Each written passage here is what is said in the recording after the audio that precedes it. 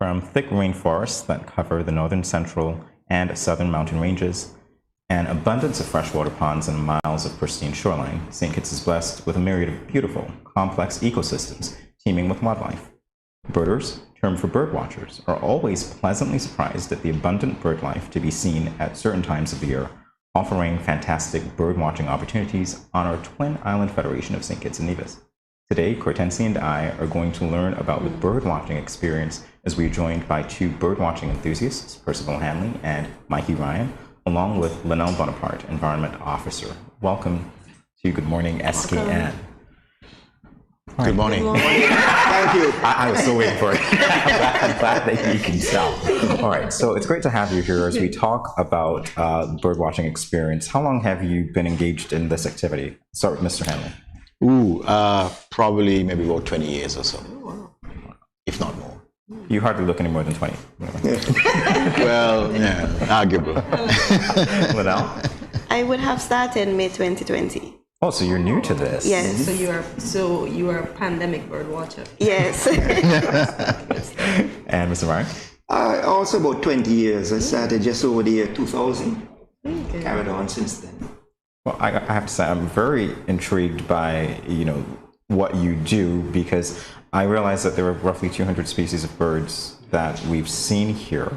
What can you tell us about the times of year that we usually see them, if there's any? Well, usually we distinguish between what we call resident birds. Those are the ones that live here permanently. And then we have what we call the migratory birds. Those are the ones that come from other climates during the winter time especially. They leave their cold or increasingly cold in habitats, and they come down here looking for some warmth. That usually occurs somewhere around September, October, as the season changes to autumn. They start coming down because they realize it's getting cold. So they winter in the Caribbean and South America. And then when winter and spring, when winter is over, they then start migrating back up through the islands and back to North America. And so it lasts between, I would say, October to around maybe March, April. Usually by April, they hope to be back home. Springtime, that's when they start mating and reproducing. That's a good period, but roughly, so you can generally see them roughly twice a year if they continue to try south. All right, great. So these birds sound like tourist birds as well. So where do you normally spot the birds that are not resident of St. Kitts? Mikey? Just about anywhere and everywhere. Okay. You could probably categorize birds into three areas: tree birds, pond birds, and seabirds. Now that's an oversimplification, but you can see them towns, cities, beaches, ponds, bush, rainforests, almost anywhere.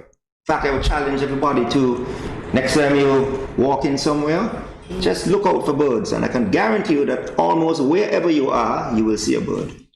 But of course, there are some birds that like certain types of habitats. So you have what you call the waders. They prefer to be around ponds and shorelines. And you have the shorebirds, you call it. And then you have, of course, the arboreal birds, which are in the bushes and the trees and so on. And you have the ocean-going birds that like to be out in the ocean, fishing and that sort of thing. But like Mikey says, it's not unusual for them to show up outside of their habitats, and therefore they can be anywhere. Ms. Bonaparte, as Environment Officer and someone who's new to bird watching, how does your role as Environment Officer come to bear on this new hobby, and does it link to your role at all as Environmental Officer? Yes, it is linked. One of the mandates at the Department of Environment is for us to collect data. So by bird watching, collecting data, well, I'm actually collecting the data, and it is stored at the department. So we are receiving the data and storing it. So actually we are recording the amount of birds that are passing through, as well as those that are residents. And you're looking at the species as well? Yes. All right, so gentlemen, what can you tell us about the species that we see here? Mr. Ryan. We can see all kinds of species. Like I said, there's migratory, and there are residential species. Birds are you can give facts about birds, but there are always differences. Most birds fly, but not all birds fly. Some are pretty, but some are not so pretty. Some are long distance, some are not so long distance. One of my biggest pleasures, in bird watching was last year I saw an Arctic tern. This bird breeds in the Arctic and it goes to Antarctica. It migrates and it has to pass through the equator somewhere, and that's when it was passing through on its way back up north. It passed through St. Kitts, and there it was. Now that's a very rare bird for St. Kitts and this area. And so you can see almost anything, any bird, any migratory species, because it could also be blown off course. They may normally go straight from North America to South America, but if you have a hurricane or you have exceptional winds, it gets blown off course and it could arrive here. So you can see anything, and any bird is potentially can be seen here, but there are a group of birds that are likely to be seen. Very rare find indeed. I don't mind the blowing off course as long as we're safe and that you get to record for the other side. So man has often infringed on animals' habitat. Has this resulted in the birds living in strange places or perhaps nesting in strange places? Yes. In some situations, I think that, well, let me start. That's a bad topic for me anyway, because I get a little riled up about that anyway. But at the same time, we as humans, we dominate this world. We think that it is our world, and obviously everything else is out of place. But what we don't realize is that there is a fine network of nature that if you tip the balance, things can go out of whack. We build structures, we cut down trees, we tamper with the oceans, and we mess up everything. But you would find, for example, that let's use the ponds, for example. We are lucky to have good natural ponds here in St. Kitts, which is a magnet for what we call the shorebirds or the waders. But we are slowly losing those ponds because we are either selling them to developers who eventually destroy them as a natural habitat, or we ourselves are building structures and changing the ponds, and I can give you an example of that, to suit our own liking, but to the detriment of the nature and the birds. Okay, and we have lots of examples of that happening right here in St. Kitts. All right, so the bird calls, whose job is that going to be today?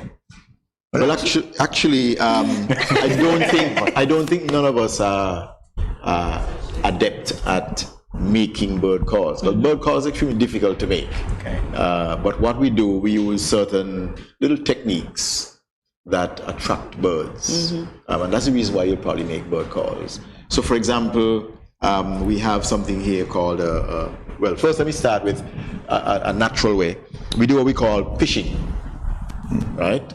Which means if you're in an area and you know there's a bird in the bush, you want to attract that bird, get the attention of the bird until it comes forward, you start making a call that goes pish, pish, pish, pish, pish, pish. Funny enough, or like that, okay, which tends to attract the attention of the bird because it hears this sound that it doesn't know and it wants to identify what it is, so it comes looking, okay, and then you get to see it. Alternative, we have other little instruments like this one, which is called a mockingbird, and it's a little tool we walk around with sometimes, and instead of the fishing sound or the whistling sound, we can use this, which kind of imitates another birdish sound, and that may tend to attract the attention of a bird, and they're very curious. They will come looking to find out who's that strange guy. Okay, and so you get a chance to see him. So that's the mockingbird. Okay. The other way is a more modern way, where we use our cell phones and an app we call what's it called? Merlin. Bird ID, which has an app where you can bring up a particular bird if you want to find it, and it will give you a recording of the call of that bird. So you can play that to attract the similar species. Yes. Oh, that's great. Okay. Yeah. And the equipment that you have here, walk us through the rest of it. Well, let's start by saying that the primary equipment to be a birder or to go birding is simply binoculars. You're starting simple. Okay. Yeah, That's really what you need. That's all really. And then the additional thing would be a bird field guide, which looks like this. Bird field guide.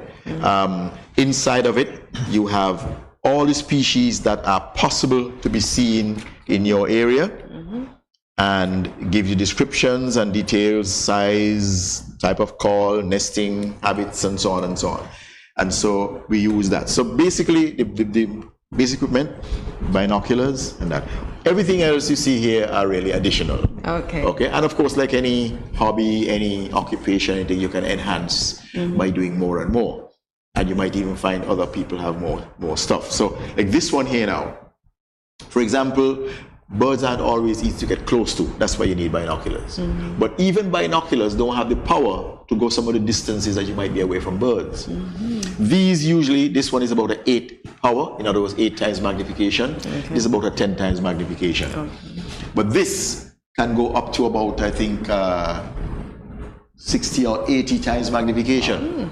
Okay, so that's why it comes on a tripod. So I can set this up on the edge of a pond and look all the way across the pond where I can't get, because if I go there, the birds are going to disappear. They're going to fly away. Yeah. So you stay far and you look through this and you can get close to the birds that way to identify them. Okay. And then, of course, if you want to record, because that's important, because sometimes if we are seeing a bird for the first time, especially, that is technically not supposed to be here, for us to prove that to the birding world, because we report to a site called birding eBird, which is part of Cornell University. They do a lot of bird science, and therefore they accept birding reports from all around the world, and they collate it into a worldwide bird database. And so sometimes we have to record, and so the next equipment will be a camera, but preferably one of high zoom that can. Okay, so you have another example there, and then this is the more like expensive way to do it. These are more economical and do the job also, but this one tends to be a little more. I'm not going anywhere close. And this can zoom in. So even though you see, for example, where it is here, it's on its lowest zoom, but I can increase its zoom by doing that, and notice how it gets longer. Wow. In other words, it's zooming in closer to the bird. Okay. And so these are the bits and pieces of equipment that we tend to use. Birdwatching is quite an art, I would have to say, and it's important based on what you've said. Ms. Bonaparte, I know that you said that there was a strange place where you've noticed some birds before. Can you tell our viewers where that is?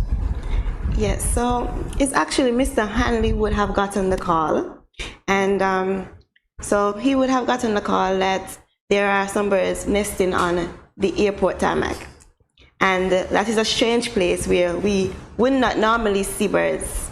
So Mr. Hanley would have gone and would have taken pictures and identified the species, which it was predominantly the black-necked stills. So and leasterns. And leasterns, yes.